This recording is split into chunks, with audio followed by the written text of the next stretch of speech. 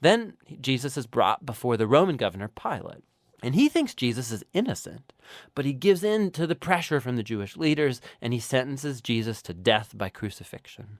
So Jesus is led away by Roman soldiers and crucified.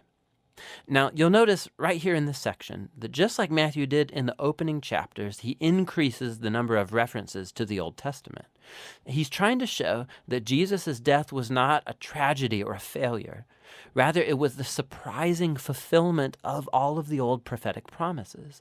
Jesus came as the servant Messiah, spoken of by Isaiah. He was rejected by his own people, but instead of judging them, he is judged on their behalf, bearing the consequences of their sin.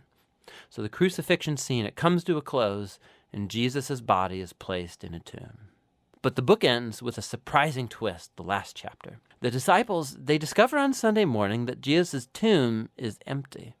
And then all of a sudden people start seeing Jesus alive from the dead.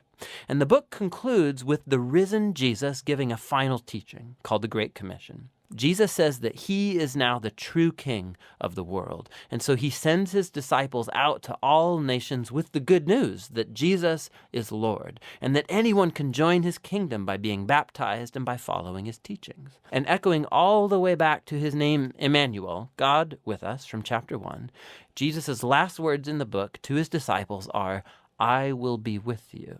It's a promise of Jesus' presence until the day he finally returns. And that's the gospel according to Matthew.